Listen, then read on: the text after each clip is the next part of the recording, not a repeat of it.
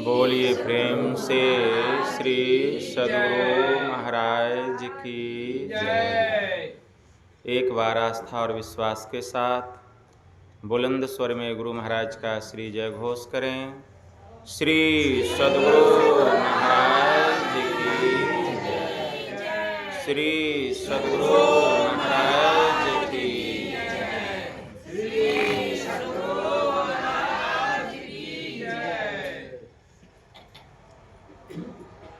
अखण्डमण्डलाकारं व्यापतं येन चराचरं तत्पदं दर्शितं येन तस्मै श्रीगुरुवे नमः। गुरुविनु ज्ञान न उपजे, गुरुविनु मिले न भेव, गुरुविनु संशय न मिटे। जय जय जय गुरुदेव, जय जय जय गुरुदेव। श्री सद्गुरु महाराज की जय। आवाज़ जरा बढ़ाइए, आवाज़ कम लग रहा है, कोई आवाज़ बढ़ाइए।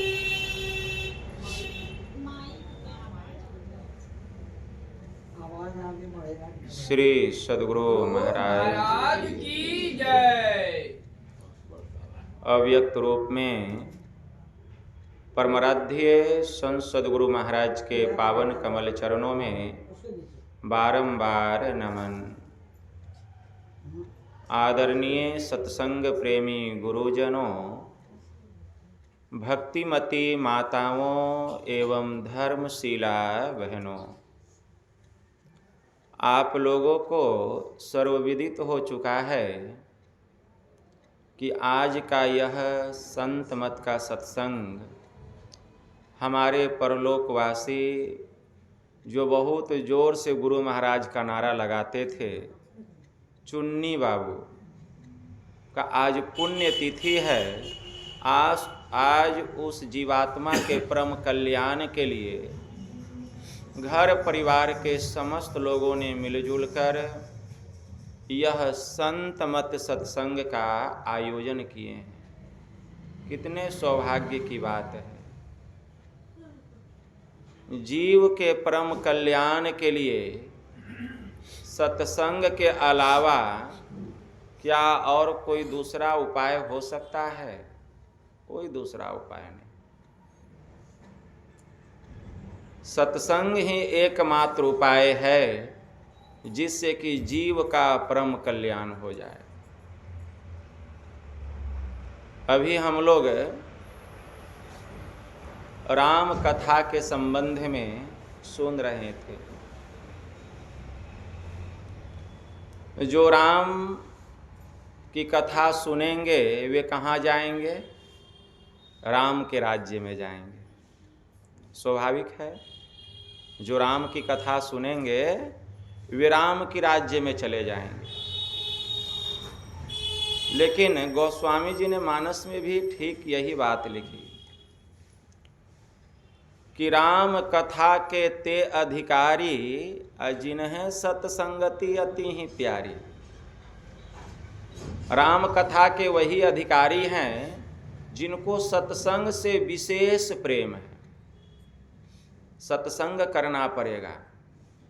और यही बात भगवान श्री राम ने माता सबरी को भी कहा कि सबरी प्रथम भगति संतन कर संगा।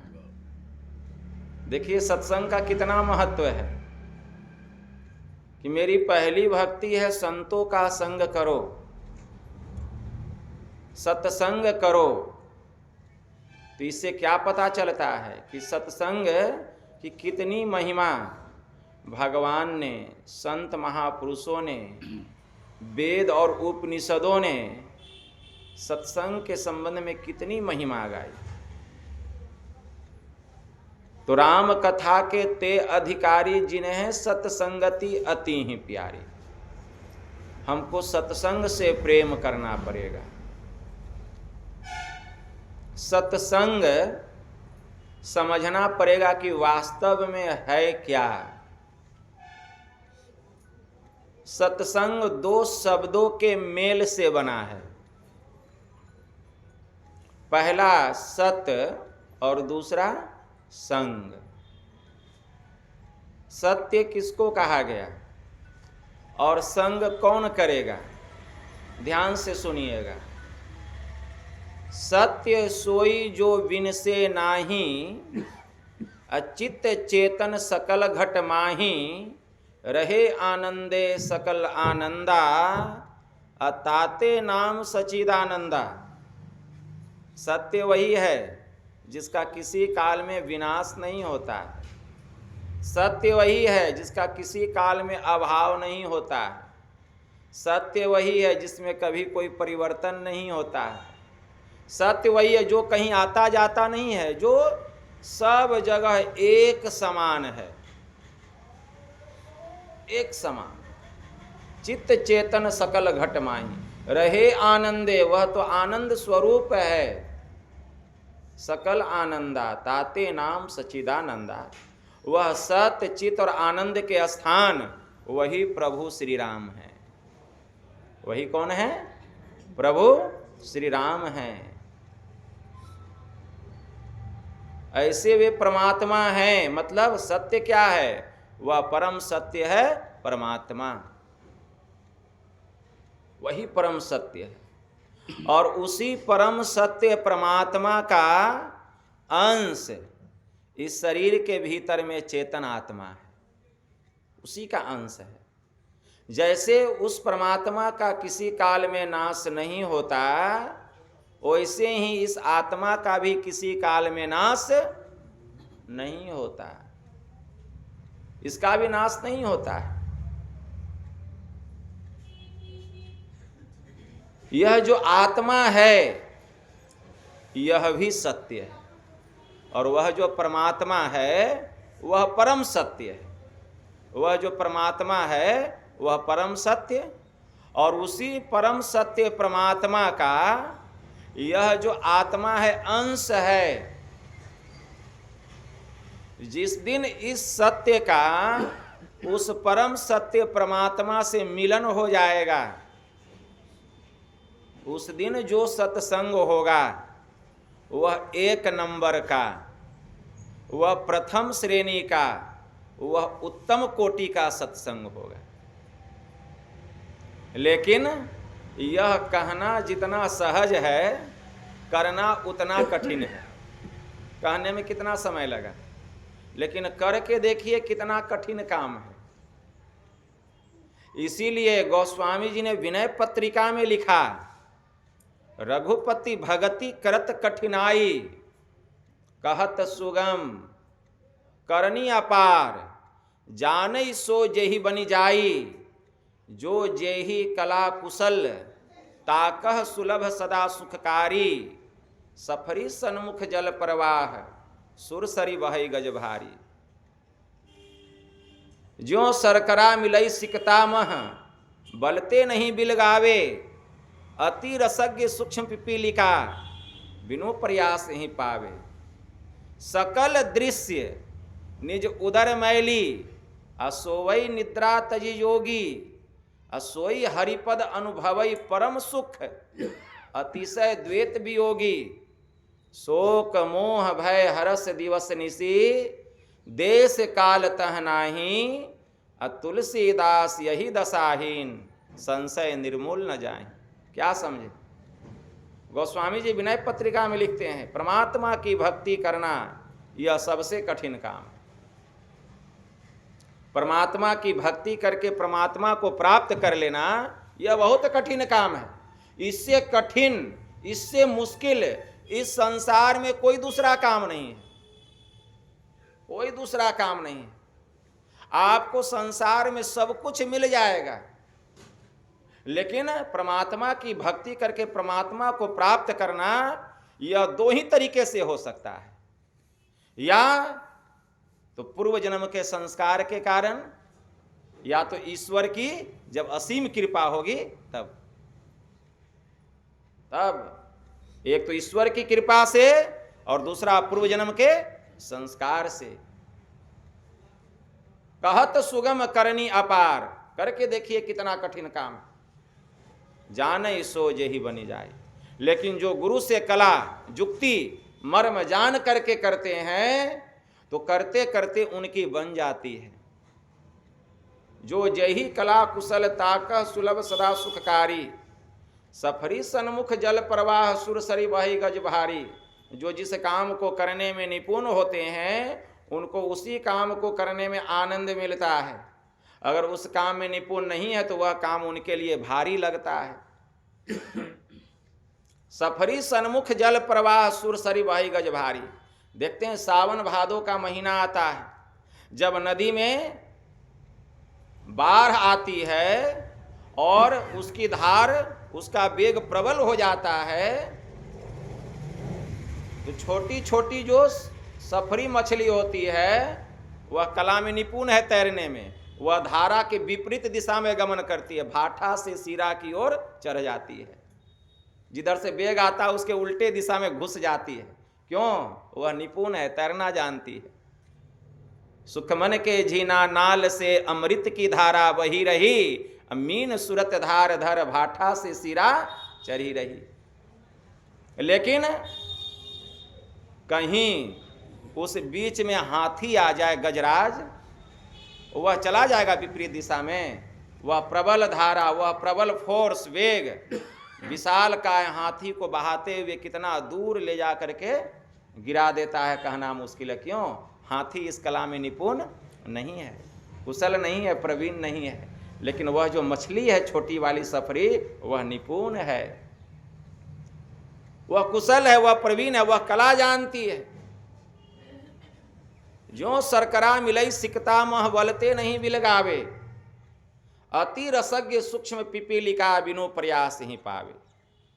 जो सरकरा मिलई सिकता में, सरकरा मतलब चीनी और सिकता मतलब बालू।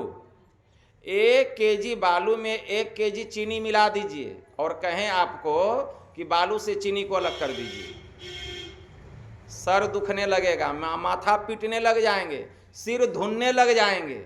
बाबा चीनी को बालू से कैसे अलग करेंगे? तब आप कला नहीं जानते हैं, आप निपुण नहीं हैं। लेकिन झुंड के झुंड छोटी छोटी पिपरी आती है और चीनी के एक एक कण को उठाती है और आसानी से बालू से चीनी को अलग कर देती है। क्यों?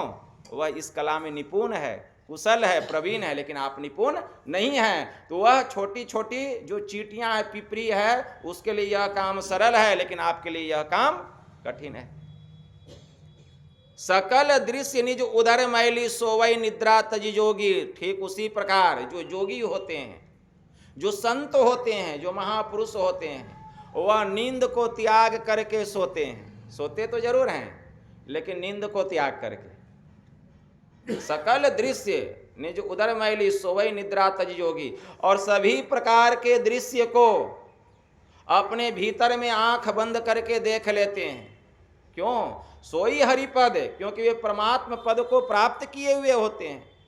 सोई हरिपद अनुभवई परम सुख अतिशय द्वैत वियोगी, क्योंकि वे अनुभवी होते हैं, वे परमात्मा के परम पद को प्राप्त किए हुए वह द्वंद्व रहित तो होते हैं। ऐसे वे महापुरुष होते हैं, ऐसे वे संत होते हैं। उनकी पहुंच कहाँ तक होती है? ऐसे जो महापुरुष होते हैं, जो सभी प्रकार के दृश्य को अपने उदर में देख लेते हैं,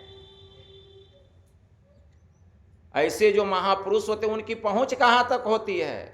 तो गोस्वामी जी ने विनय पत्रिका में लिखा, शोक मोह भय हरस दिवस निशी, देश काल तह नाही, तुलसीदास यही दशाहीन, असंशय निर्मूल न जाहीन।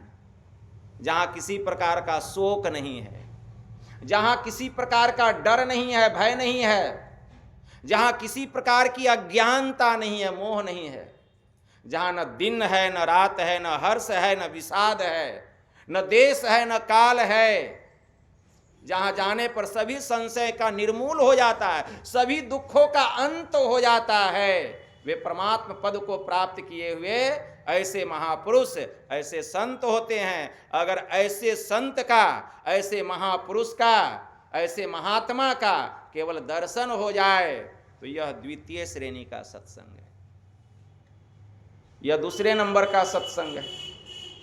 लेकिन अगर ऐसे महापुरुष मिल भी जाएं तो हमारे पास आंख नहीं है कि हम उसको पहचान सकें। आंख है पहचानने का? संत अगर मिल भी जाएंगे तो पहचान नहीं पाएंगे। अरे संतों की पहचान वेशभूषा से नहीं होती है, जात पात से नहीं होती है, ऊंच नीच से नहीं होती है। हो सकता है वे बहुत बड़े भवन में भी रहते हो, और हो सकता है कि वे झोपड़ी खोपड़ी गुफा में भी रहते हो।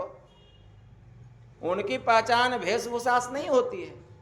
भेष कैसा भी हो, अगर ऊंचा ख्याल है, दिन बाहर से दिखे भीतर से माल है, भीतर में उसका माल होता है। कोई कहता भिक्षु है, कोई कहे कंगाल है, अरे गुदरी पहने उसके गुदरी में लाल है। ऐसे होते हैं। ऐसे संतों की पहचान बहुत मुश्किल है, बहुत कठिन है। संत कबीर साहब ने कहा, है नियरे सूझत नाही ल्यानत ऐसो जिंद, तुलसी या संसार को भयो मोतिया बिंद, फूटी आंख विवेक की सुझे न संत संत, अरे जाके साथ 10-20 है ताको नाम महंत। उसके ज्ञान की आंख फूट गई है, ज्ञान की दृष्टि कहाँ खुली है उसकी। हम देखते हैं जिसके साथ 10, 20, 50 चेला चमचा होता है, 10, 20 रंगीन गाड़ियाँ होती है, कहते बड़े उच्च कोटि के महंत हैं। क्या यही संतों की पहचान है? हो भी सकते हैं, नहीं भी हो सकते हैं। संतों की पहचान कैसे की जाए? हमारे परमाराध्य ने हम लोगों को एक पैमाना दिया, थर्मामीटर पैमाना। क्या? मुक्ति मार्ग जानते साधन करते नित्य, अरे साधन करते नित्य सतचित जग में रहते, दिन दिन अधिक विराग प्रेम सत्संग सो करते, दृढ़ ज्ञान समुझाए। कठिन से कठिन ज्ञान को सरल भाषा में वे समझा देते हैं, कठिन से कठिन ज्ञान को दृढ़ ज्ञान समुझाए। बोध दे मतलब ज्ञान दे, कुबुद्धि मतलब हमारे भीतर के अवगुण को हरते, संशय दूर भगाए। हमारे भीतर में जितना संशय है उनके सामने जाने पर सब दूर हो जाता है। संशय दूर भगाए संतमत स्थिर करते, मैं ही ये गुणधर जोई, अरे गुरु सोई सतचित। अगर इस प्रकार का गुण जिस किसी महापुरुष में देखने में आ जाए, ऐसे महापुरुषों के चरणों में अपने को आत्मसमर्पित कर देना चाहिए। अरे मुक्ति मार्ग जानते साधन करते नित्य। जो मुक्ति का मार्ग जानते हैं और उस रास्ते पर चलने के लिए प्रयास करते हैं, अभ्यास करते हैं, दिन प्रतिदिन उनके मन में संसार और संसार की वस्तुओं के प्रति प्रबल वैराग्य होता है, और सत्संग मानो उनकी श्वास ही है, सत्संग से इतना प्रेम होता है। ये पैमाना, ये थर्मामीटर दिए। अगर ऐसे महापुरुषों का केवल दर्शन हो जाए इस आंख से, तो यह द्वितीय श्रेणी का सत्संग है, इसको विश्वास कीजिए। लेकिन कहीं ऐसा भी नहीं हुआ, प्रथम श्रेणी का सत्संग तो बहुत कठिन, कहीं दूसरा श्रेणी का भी सत्संग नहीं मिला, मतलब संत का दर्शन भी नहीं हुआ। तो गुरु महाराज कहते हैं कि संतों की जो वाणी है, जो उनका उपदेश है, और उसका उपदेश जो सदग्रंथों में भरा हुआ है, संत वाणियों में परा हुआ है, वह चिट्ठी है। वह क्या है? चिट्ठी। और चिट्ठी जो होती है आधी मुलाकात तो होती है। अब चिट्ठी कहाँ, अब तो फेसबुक, ट्विटर, व्हाट्सएप, इंस्टाग्राम, अभी कौन कौन ग्राम, कौन कौन टेलीग्राम आएगा कहना मुश्किल है। गुरु महाराज कहते हैं चिट्ठी जो है यह आधी मुलाकात तो होती है। पहले चिट्ठी होता था, लोग खत लिखते थे, एक दूसरे का समाचार जानते थे, तो लगता था कि आधा मुलाकात हो गया। तो यह जो संतों की वाणी जो भरी पड़ी हुई है सदशास्त्रों में, सदग्रंथों में, वेदों में, उपनिषदों में, यह चिट्ठी है। अगर संत वाणी का संग हो जाए, या नहीं तो जहाँ कहीं संत मत का सत्संग होता हो। और संत मत के सत्संग में संतों की वाणी की प्रधानता होती है, संतों की वाणी की प्रधानता, और वहां संत वाणी की वर्षा हो रही हो। जहां कहीं संत मत का सत्संग हो रहा हो और कोई महात्मा संत वाणी की वर्षा कर रहे हो और वह हमको सुनने को मिल रहा हो इन कानों से, जो अभी हम आप सुन रहे हैं, तो यह जो है तृतीय श्रेणी का सत्संग है। यह तृतीय श्रेणी का सत्संग है। और यही तृतीय श्रेणी का सत्संग सुनते सुनते, मतलब संतों के उपदेशों को सुनते सुनते हरि की कृपा होगी, ईश्वर की कृपा होगी। और कृपा कैसी होगी? संत कबीर साहब कहते हैं, मैं आन परी चोरन के नगर, सत्संग बिना जियरा तरसे, इस सत्संग में लाभ बहुत है। क्या लाभ है? तुरंत मिलावे गुरु से। मतलब यह तृतीय श्रेणी का सत्संग दूसरे श्रेणी के सत्संग संत सदगुरु से मिलन करा देगा, संत सदगुरु से मिलन करा देगा। और जब संत सदगुरु के शरण में जाएंगे तो वे सद्ज्ञान बतलाएंगे, युक्ति बतलाएंगे, ईश्वर की भक्ति करने की युक्ति बतलाएंगे, मर्म बतलाएंगे, भेद बतलाएंगे। और उस युक्ति को जानकर, उस ब्रह्म विद्या को जानकर, जब हम संयम में रहते हुए, सदाचार का पालन करते हुए नित्य प्रतिदिन अभ्यास करेंगे, प्रयास करेंगे, साधन करेंगे, भजन करेंगे, और साधना करते करते गुरु की कृपा होगी। जब सभी आवरणों को पार कर देंगे तो गुरु ऐसी कृपा करेंगे कि यही द्वितीय श्रेणी का सत्संग, मतलब संत सदगुरु प्रथम श्रेणी के सत्संग, इस आत्मा को परमात्मा से मिलन करा देंगे। श्री सद्गुरु महाराज की जय। प्रथम श्रेणी के सत्संग से मिलन हो जाएगा। कितना कल्याण होगा, कैसे हुआ, इस सत्संग का कितना महत्व है, इस सत्संग की कितनी महानता है, कितनी महिमा है, ठीक है ना। इसीलिए भगवान श्री राम ने कहा, बड़े भाग पाइए सत्संगा। इसीलिए राम भजन के ते अधिकारी, जिन्हें सत्संगति अति ही प्यारी। इसलिए सत्संग से प्रेम करना पड़ेगा। यही है सत्संग, मतलब वह जो परमात्मा परम सत्य है और यह जो आत्मा उसका अंश है। इस आत्मा का संग जिस दिन उस परम सत्य परमात्मा से हो जाएगा, आवागमन के चक्र से छुट्टी मिल जाएगी, छुटकारा मिल जाएगा, माया के बंधन से छूट जाएंगे। अपना तो कल्याण होगा ही, जब तक संसार में रहेंगे आप जिसका चाहे उसका कल्याण कर देंगे।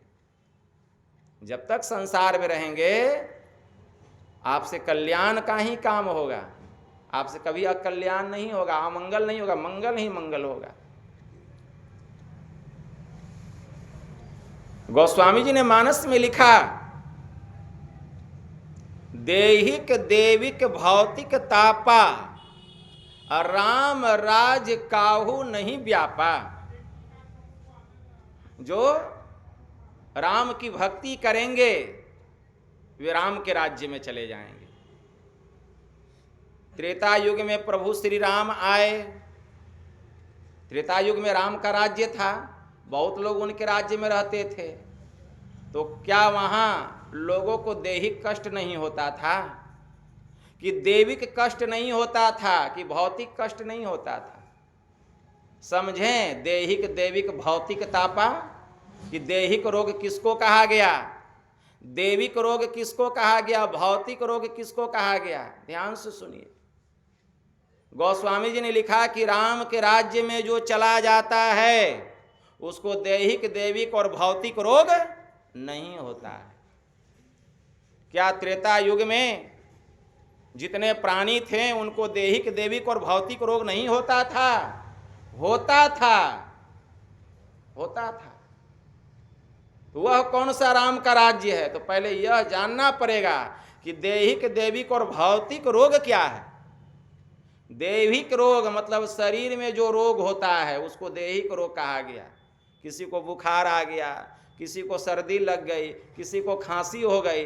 क्या त्रेता युग में किसी को सर्दी खांसी नहीं होती थी, कि बुखार नहीं लगता था?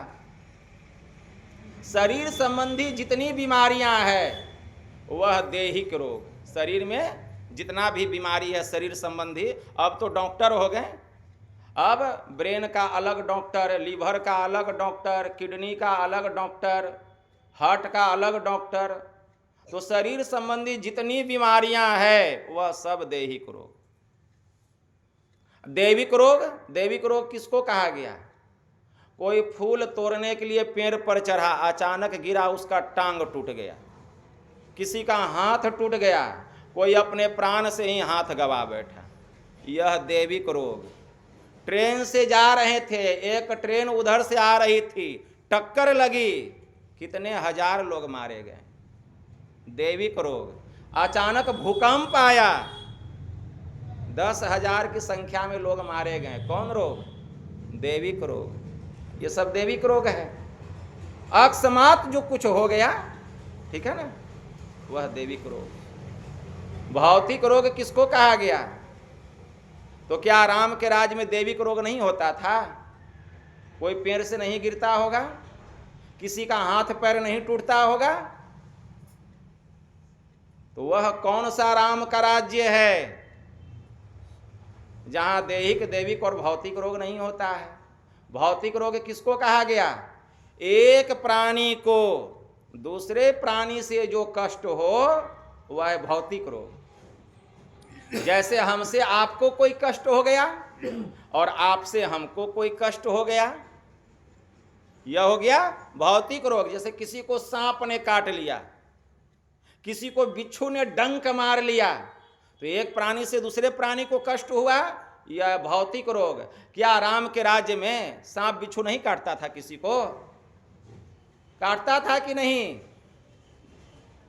हमारी माताएं एवं बहनों तो बतलाइए, वह कौन सा राम का राज्य है जिस राम के राज्य में जाने पर गोस्वामी जी ने मानस में लिखा कि दैहिक, दैविक और भौतिक ये तीनों त्रैताप नहीं व्यापता है?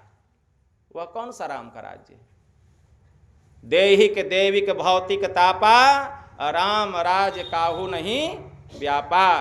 गोस्वामी जी ने लिखा, जो राम के राज्य में चले जाते हैं वहां ये तीनों प्रकार का रोग नहीं सताता है। वह राम का राज्य कहां है? उसी राम के राज्य के संबंध में महायुगेश्वर भगवान श्री कृष्ण ने कहा, हे अर्जुन, न तद्य भास्यतो सूर्यो न शशांको न पावक यद गत्वा न निवर्तन्ते तद्धाम परमं मम। मतलब वहां सूर्य का प्रकाश नहीं होता है, वहां चांद की चांदनी नहीं होती है, न तो वहां किसी प्रकार की अग्नि का ही ताप है। यद गत्वा न निवर्तन्ते, जो एक बार वहां चला जाता है फिर वहां से वापस आना नहीं होता, वही तो मेरा परम पद है, वही राम का राज्य है।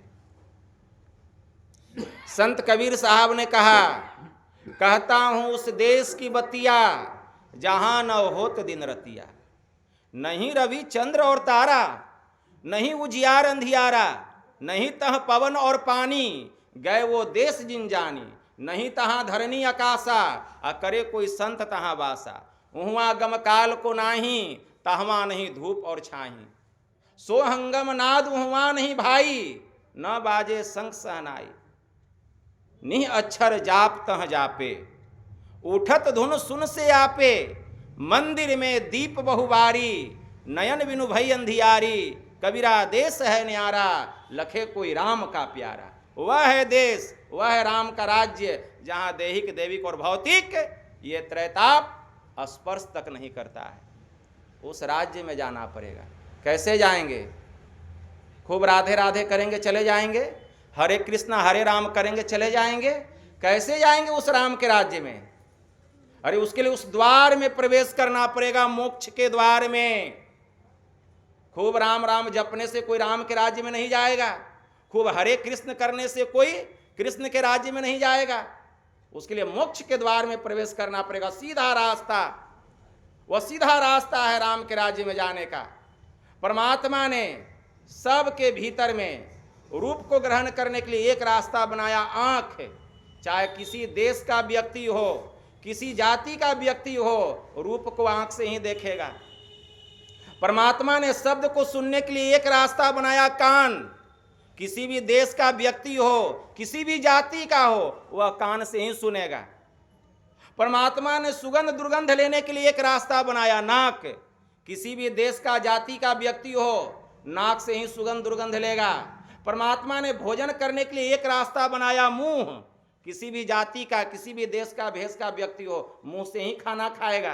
कि क्या कोई और दूसरा रास्ता है? उसी तरह परमात्मा ने अपने पास आने के लिए इस मानव शरीर के भीतर में एक रास्ता बनाया, वह है आज्ञा चक्र 10वां द्वार, वह है शिव नेत्र।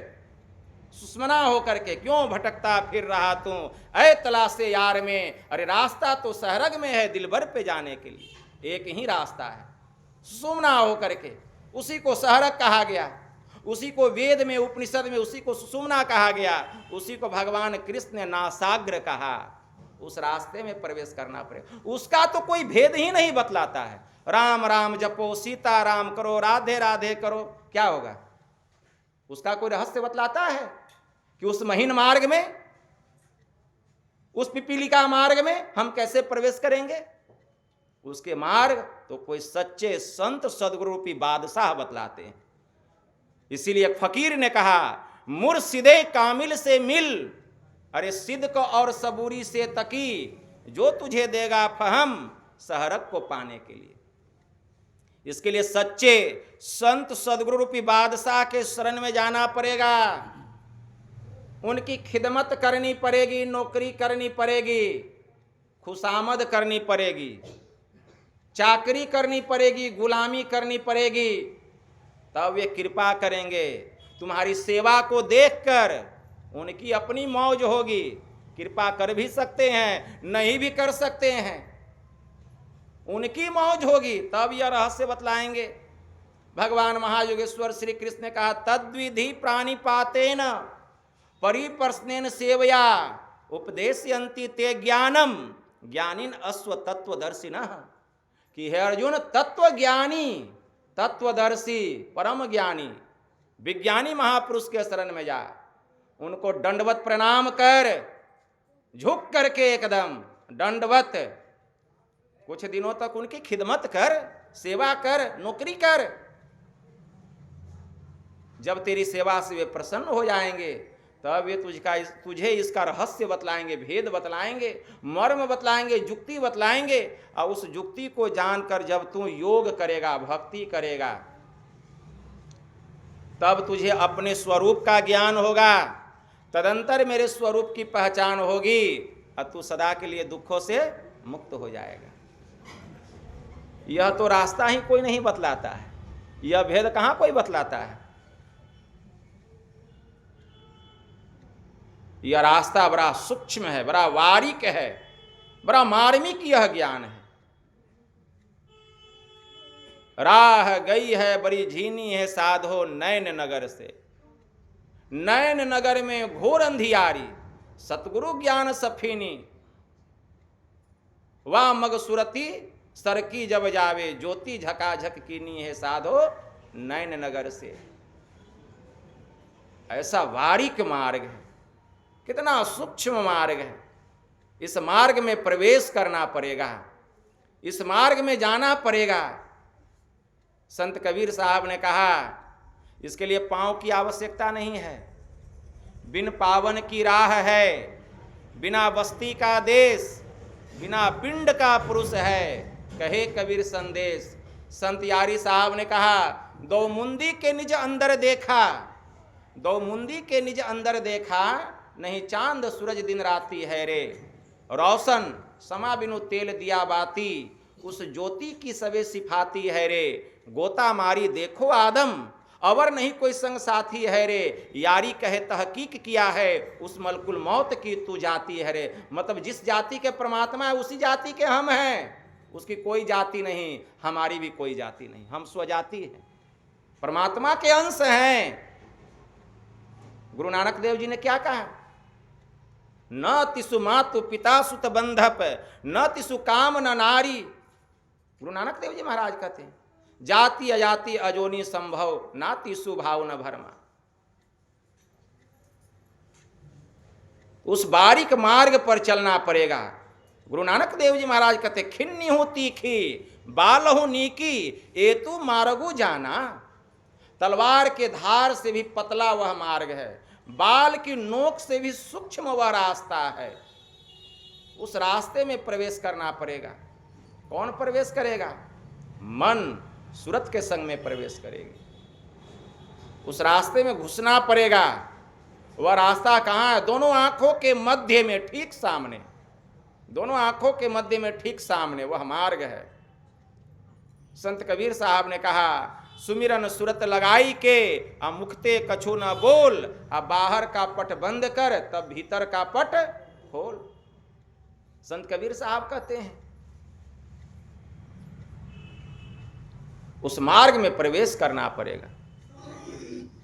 गुरुदेव बिना जीव की कल्पना न मीटे, गुरुदेव बिना जीव का भला नाही, गुरुदेव बिना जीव का तिमिर नहीं नासे, समुझी विचारी ले मन माही, राह बारिक गुरुदेव ते पाइये, जन्म अनेक की अटक खोले, कहे कबीर गुरुदेव पूरन मिले, जीव और शिव तब एक तोले।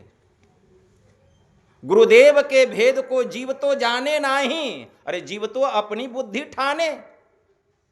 गुरुदेव के भेद को जीव तो जाने नहीं, जीव तो अपनी बुद्धि ठाने। गुरुदेव कार ही ले जीव को भव सिंधु से, अब फेरी ले सुख के सिंधु आने, बंद कराए दृष्टि को फेरी भीतर करे, घट का पाट गुरुदेव खोले, कहे कबीर तू देख संसार में, गुरु समान नहीं कोई तोले। संत कबीर साहब की वाणी में आया। जीव अपना बुद्धि चलाते रहता है, अपना बुद्धि पर चलते रहता है, लेकिन गुरु की आज्ञा का पालन नहीं करता है। लेकिन गुरु जीव को कारी ले भव सिंधु से, अब फेरी ले सुख के सिंधु, आज्ञा चक्र 10वें द्वार में प्रवेश कराते हैं, उसी को सुख सिंधु कहा गया। बंद कराए दृष्टि को फेरी भीतर करे, घट का पाट गुरुदेव खोले। कहते दोनों आंखों को बंद करो, दृष्टि को भीतर करो, दृष्टि को फेरी भीतर करे, घट का पाट गुरुदेव खोले। अब पर्दा जो लगा हुआ है इस घट के भीतर में, जीव के ऊपर में, उस पर्दा को खुलवाते हैं कृपा करके। कहा जहां मैंने देखा है वहीं देखो, जहां मैंने तुमको बताया है देखने के लिए। संत तुलसी साहब की वाणी में आया, क्या कहते हैं? अरे ऐ तकी तकते रहो, मुर्शद ने यह पंजा दिया, मैंने तुझे भेद बतलाया। बेहोश हो मत छोड़ियो, अगर चाहे तू जलवा पिया। बेहोश हो मत छोड़ियो, गर चाहे तू जलवा पिया। होगा फजल दरगाह तक, खौफो खतर की जान ही, सीधे चले जाना वहां, मुर्शद ने यह फतवा दिया। कहते हैं तकी नाम के मुसलमान, गुरुदेव क्या जो रास्ता आपने मुझे बतलाया, इस रास्ते से और कोई महापुरुष गए हैं खुदा के पास, खुदा का दीदार किए हैं? कहते हैं हाँ जी। नाम बतलाइए। कहते हैं मंसूर। मंसूर, हल्लाज मंसूर, उनकी वाणी सुने हैं ना, अगर है शौक मिलने का। मंसूर, सरमद बू अली और शम्स मौलाना हुए, सभी पहुंचे इसी राह से, जिसने कि दिल को पुख्ता किया। यह राह मंजिल इश्क है, पर पहुंचना मुश्किल नहीं, मुश्किल कुशा है रोबरू, जिसने तुझे पंजा दिया। रोबरू, सामने में जो यह अंधकार रूपी पर्दा है, इसी को पार करना मुश्किल है। आगे तो कोई मुश्किल काम ही नहीं, आगे तो प्रकाश का पर्दा है। अंधकार के पर्दे को पार करेंगे तब जीव के ऊपर में क्या का पर्दा है? प्रकाश का पर्दा। ईशावास्योपनिषद में बड़ा अच्छा मंत्र आया है, हिरणमयेन पात्रेन। ईशावास्योपनिषद में मंत्र आया, हिरणमयेन पात्रेन सत्य अस्या पिहितम मुखम, तत्वम पुसन पावृणु असत्य धर्माय दृष्टये। आदित्य मंडल अस्त ब्रह्म का मुख, आदित्य मंडल अस्त ब्रह्म का मुख ज्योतिर्मय पात्र से ढका हुआ है। हे पूषण, मुझ सत्य धर्मा को, उसकी उपलब्धि करने के लिए, उस परमात्मा को देखने के लिए तू इसे उघाड़ दे, इसको भी हटाओ। तीन पर्दा है जीव के ऊपर में, अंधकार का, प्रकाश का और शब्द का। गुरु महाराज की वाणी में आया, तुम उतरी परियोतम माही पीव निःशब्द में, याही ते परि गयो दूर चलो निःशब्द में। घट तम प्रकाश शब्द निःशब्द की कोठरी, चारों कोठरिया आई अंदर घट कोठरी। गुरु महाराज की वाणी में आया। तब उस परमात्मा का दीदार होगा, उसका साक्षात्कार होगा। परमात्मा का दर्शन करना बहुत कठिन काम है, लेकिन नामुमकिन नहीं है, नामुमकिन नहीं है। जो अभ्यस्त हो जाता है करते करते, इस काम में जो लग जाता है, जिसको हिसक लग जाती है, जैसे किसी शराबी को शराब पीने की लत लग जाती है, तो जब तक वह शराब नहीं पिएगा उसको चैन नहीं मिलेगा। जैसे किसी जुआरी को जुआ खेलने की लत लग जाती है, जब तक वह जुआ नहीं खेलेगा, पैसा नहीं रहेगा चोरी करेगा जुआ खेलने के लिए, जब तक जुआ नहीं खेलेगा चैन नहीं मिलेगा। उसी प्रकार जिसको यह लत लग जाएगी ध्यान करने की, जिसको लत लग जाएगी, जब तक वह ध्यान नहीं करेगा उसको चैन नहीं मिलेगा। इसको खूब याद रखिए। तो इसीलिए हिसक लगाना पड़ेगा, लत लगाना पड़ेगा, आदत लगानी पड़ेगी। तब देखिए ध्यान तो ऐसा होगा कि संसार छूट जाएगा। क्या बात करते हैं, कहते बाबा ध्यान करने में मन नहीं लगता है, आइएगा कहिएगा बाबा संसार में मन नहीं लगता है। क्या बात करते हैं,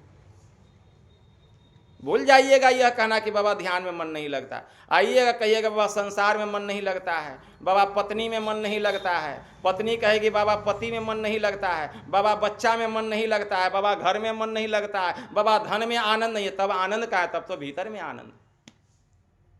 इसका मतलब है कि उसको रस मिल रहा है, आनंद मिल रहा है।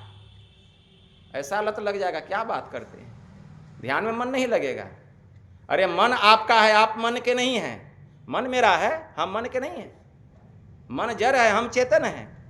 मन चेतन की शक्ति से काम करता है, मन की शक्ति से चेतन काम नहीं करता है।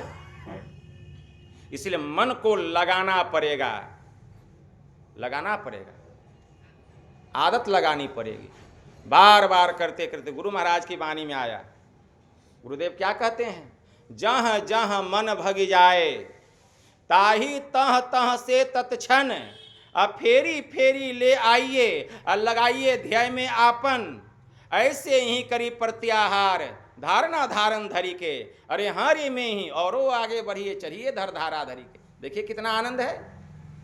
जो महापुरुष होते हैं उनका चित्त उसमें लगा हुआ रहता है, और अगर संसार में कुछ करते भी हैं तो नाम मात्र के लिए करते हैं, आसक्ति रख के नहीं करते हैं। कर लिए छोड़ दिए, कोई लगाव नहीं,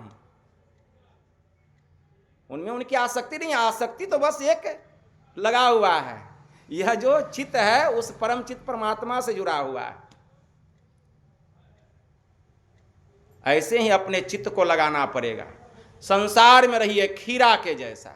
खीरा देखने में ऊपर से सलगा होता है, लेकिन भीतर से फटा हुआ, 3 फांक।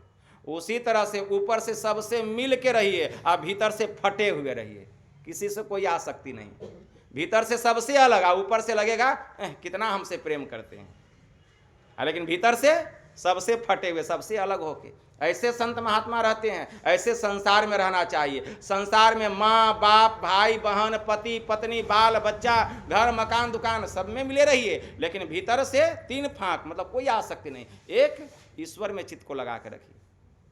कैसे? तो संत पलटू साहब की वाणी में आया, कमठ दृष्टि जो लावई सो ध्यानी परमान, सो ध्यानी परमान सुरत से अंडा सेवे, आप रहे जलमाही सूखे में अंडा देवे, जस पनिहारिन कलश भर मार्ग में आवे, अकर छोरे मुख वचन चित कलसा में लावे, अब फनी मनी धरे उतारी आपू चरने को जावे, वह गाफिल न फिरे सुरती मनी माही रहावे, पलटू सब कारज करे सुरती रहे अलगान, अकमठ दृष्टि जो लावे सो ध्यानी परमान। इस तरह संत पलटू साहब क्या कहते हैं, कमठ दृष्टि जो लावे सो ध्यानी परमान, सो ध्यानी प्रमाण सुरत से अंडा सेवे। मतलब जैसे कछवी होती है, कछवी कहाँ रहती है? समुद्र में, पानी में, लेकिन अंडा देने का समय होता है सूखी जमीन पर आती है, अंडा दे देती है, लेकिन अन्य पक्षियों के जैसा बैठकर सेवती नहीं है।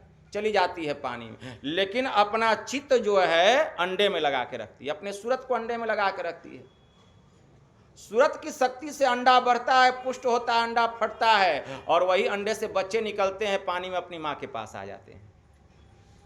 क्यों? उसकी सूरत लगी हुई थी। लेकिन कछुई जो है पानी में सब काम करती है, तैरती है, खेलती है, हंसती है, कूदती है, सब काम करती है, लेकिन सूरत कहाँ लगा रहता है? अंडे में। उसी तरह संसार में हम सब काम करें, पत्नी, बाल बच्चा, घर परिवार, रोजी रोजगार, काम धंधा, सब में लगे रहें, लेकिन सूरत परमात्मा में लगा के रखें, उसी कछुई की जैसी। लेकिन अगर उसके बीच कहीं कछुई बीमार पड़ जाए या मर जाए तो अंडा भी गंदा हो जाता है, बच्चे नहीं निकलते। क्यों? उसका सूरत वहां से हट गया। दूसरी उपमा देते हैं, जस पनिहारिन कलश भर मार्ग में आवे, कर छोरे चित बचन अचित कलसा में लावे। जस पनिहारिन कलश भर मार्ग में आवे, कर छोरे मुख बचन चित कलसा में लावे। जैसे पनिहारिन, अब अभी भी गांव देहात में पनिहारिन लोग जाती है सरोवर से पानी लाने के लिए, या कुआं से, तालाब से, ठीक है ना। तो क्या करती है? रस्सी लेती है, बाल्टी लेती है, मटका लेती है, जाती है, सखी सहेलियों के साथ पानी भर लेती है। एक हाथ में बाल्टी, दूसरे हाथ में मटका को पकड़ती है, तीसरा मटका रखती है अपने माथे के ऊपर में, और सखी सहेलियों के साथ झूमती हुई, गाती हुई, बजाती हुई, नाचती हुई, रंग बिरंग का ताल छोड़ रही है, गीत गुनगुना रही है, आती है। कर छोरे मुख वचन चित कलसा में लावे। लेकिन फिर भी मटका जो है उसके सिर से नहीं गिरता है। क्यों? एक हाथ से बाल्टी पकड़ी है, दूसरे हाथ में मटका है, तो वो जो माथे के ऊपर जो घड़ा है उसको क्या से पकड़ी है? हंस रही है, गा रही है, लेकिन मटका गिरता नहीं है। क्यों? वह हंस रही है, गा रही है, लेकिन उसका चित्त जो है ऊपर वाले मटके पर ही लगा हुआ है, कहीं मटका गिर न जाए। मतलब सूरत से जो है उस मटके को पकड़ करके रखी है। उसी तरह से जैसे सखी सहेलियों के साथ हम लोग खूब हंसते हैं, खूब नाचते हैं, गाते हैं, लेकिन अपने चित्त को ऊपर वाले मटके पर लगा करके रखते हैं। उसी तरह संसार में सबसे हंसिए, मिलिए, जुलिए, लेकिन अपने चित्त को परमात्मा में लगा के रखिए। श्री सद्गुरु महाराज की संत पलटू साहब कहते हैं, जस पनिहारिन कलश भर मार्ग में आवे, कर छोरे मुख वचन चित कलसा में लावे। अब फनी मनी धरे उतारी, आपू चरने को जावे, वह गाफिल न फिरे सुरती मणि माही रहावे। फनी, जंगल में मणिधर सांप होते हैं, जंगल में मणिधर सांप होते हैं। जब उसको भूख लगता है तो वह मुंह से अपना मणि निकालता है और जंगल में एक स्थान पर रख देता है। अब मणि का जहाँ तक प्रकाश जाता है उतना दूर तक वह चरने के लिए सांप जाता है। उस मणि के प्रकाश में रंग बिरंग के कीड़े मकोड़े आते हैं, ठीक है ना, और उसका वो भक्षण करता है। लेकिन बहुत दूर चला जाता है, लेकिन उसका ख्याल, उसका सूरत मणि पर ही रहता है कि कहीं कोई दुर्जन मेरी मणि को ना उठा ले, लेकिन सब काम कर रहा है। उसी तरह संसार में रहकर हम समस्त कामों को करें, लेकिन अपने चित्त को परमात्मा रूपी मणि में लगा करके रखें। तो संत पलटू साहब कहते हैं, पलटू सब कारज करे, असुरति रहे अलगान। मतलब परमात्मा के पास कमठ दृष्टि जो लावई, सो ध्यानी परमान। इस तरह हमें संसार में रहना चाहिए, एकदम खीरा के जैसा, ऊपर से सलगा, भीतर से 3 फांक। ऊपर से सबसे मिलजुल के रहिए और भीतर से फटे हुए रहिए। लेकिन किसी को पता नहीं चलना चाहिए कि हम आपसे फटे हुए हैं, मतलब अलग हैं। इस तरह संसार में रहेंगे, ईश्वर की भक्ति करेंगे, काम बन जाएगा। कौन कहता है ध्यान में मन नहीं लगता है? एकदम मन लगेगा। मन को लगाएंगे तब न लगेगा। मन तो मेरा है, जहां लगाएंगे वहीं लगेगा। हाँ?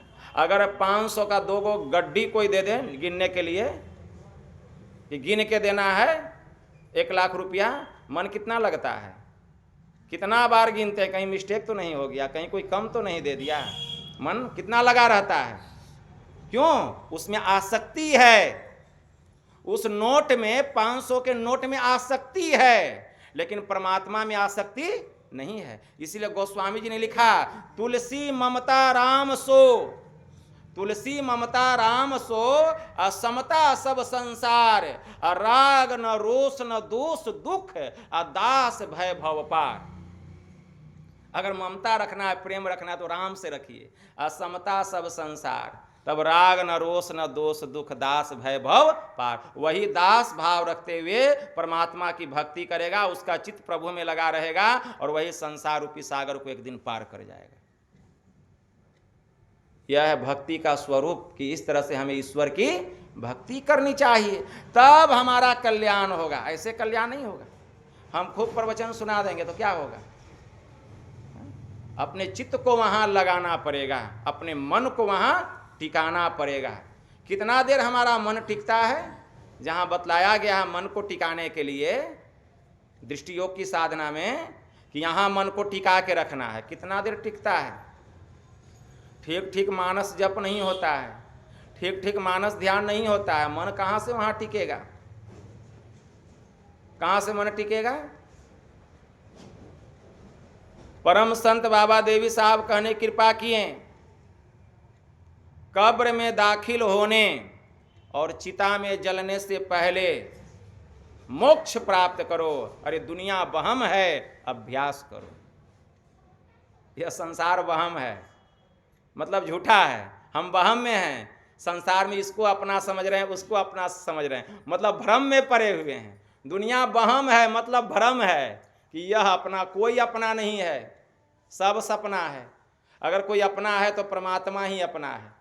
इसलिए परम संत बाबा देवी साहब ने कहा दुनिया वहम है, अभ्यास करो।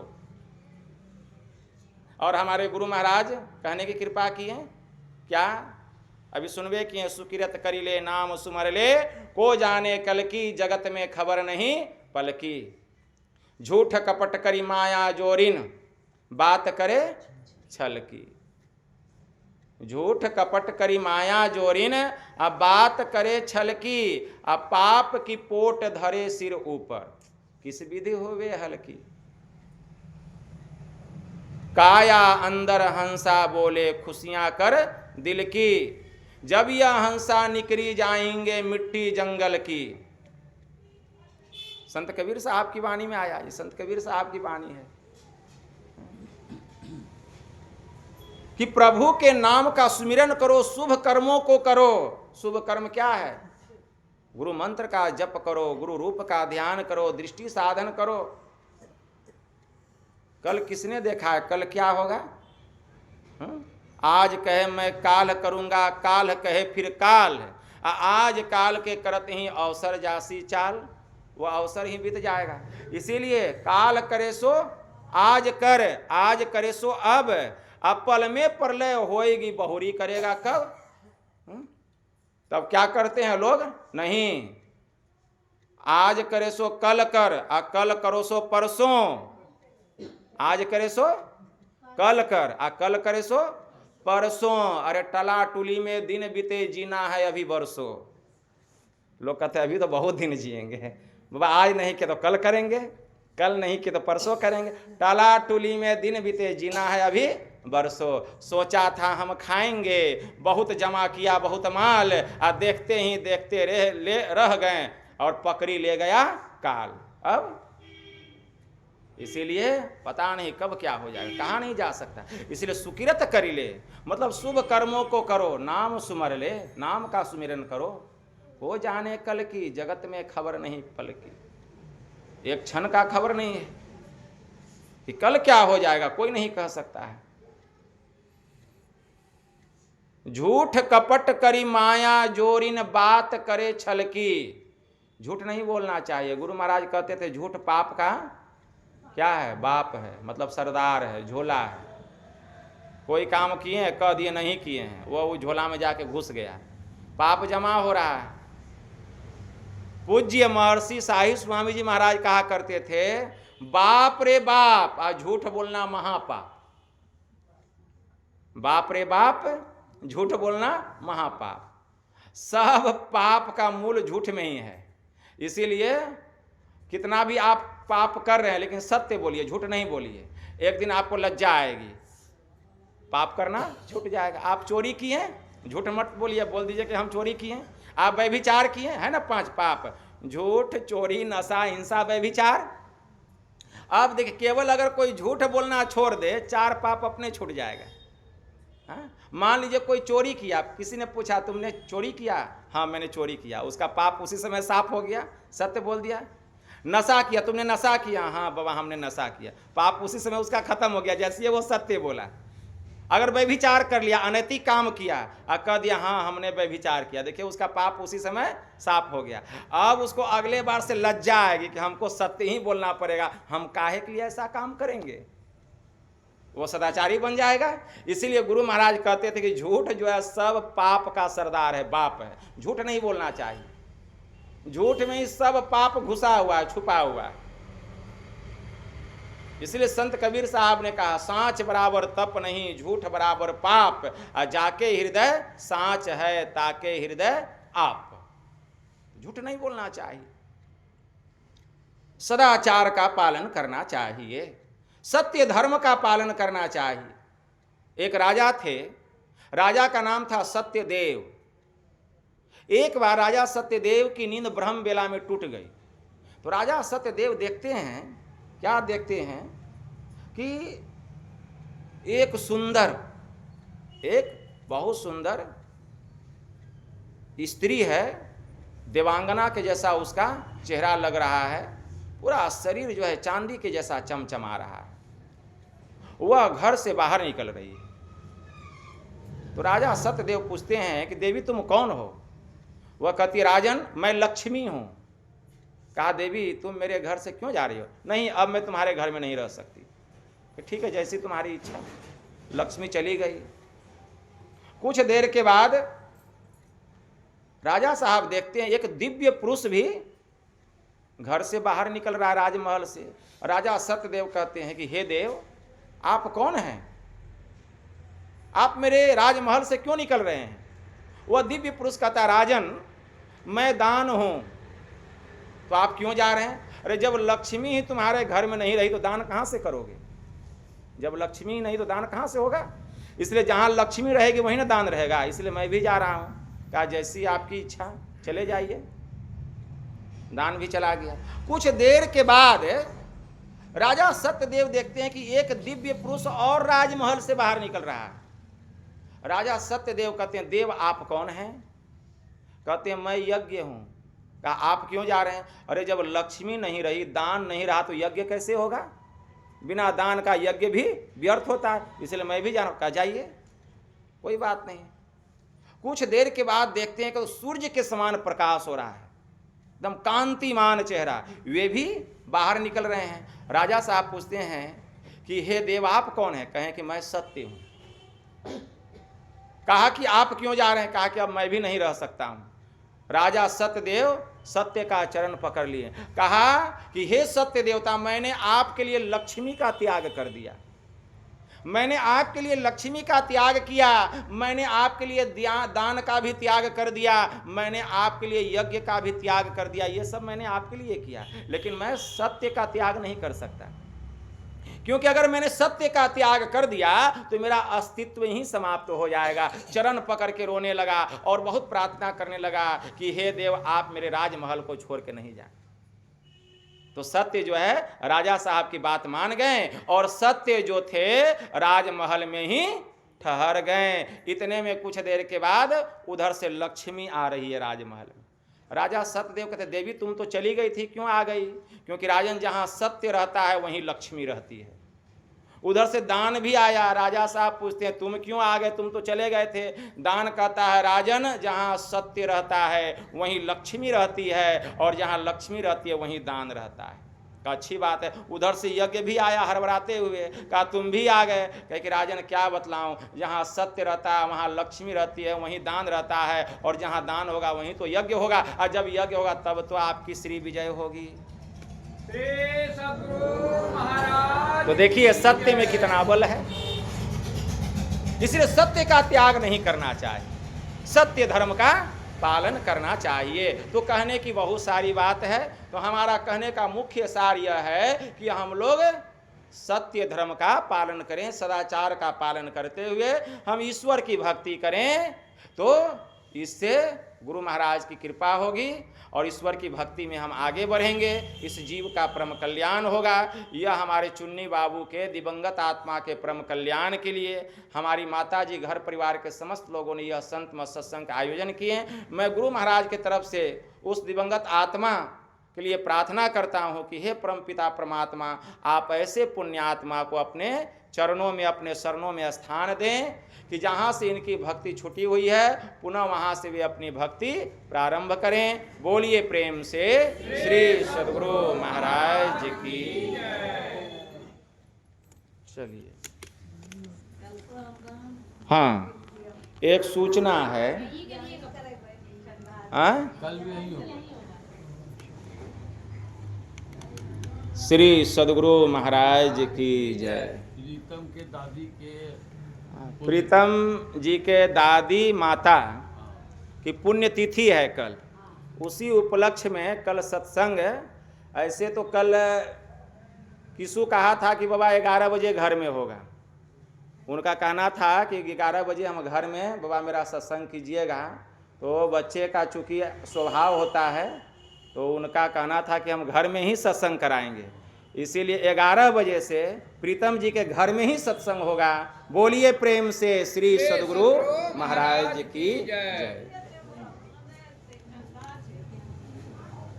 कहाँ होगा तब? यहीं होगा, यहीं पर होगा। और हाँ, प्रीतम कहाँ है? यहीं। श्री सद्गुरु महाराज की जय। तो चूंकि ठंड का मौसम है इसलिए सबका कहना है कि घर छोटा छत पर, छोटा नहीं है, हृदय विशाल है, लेकिन ठंड का मौसम है इसीलिए इसी स्थान पे होगा। सत्संग भवन में ही होगा। बोलिए प्रेम से श्री सद्गुरु महाराज।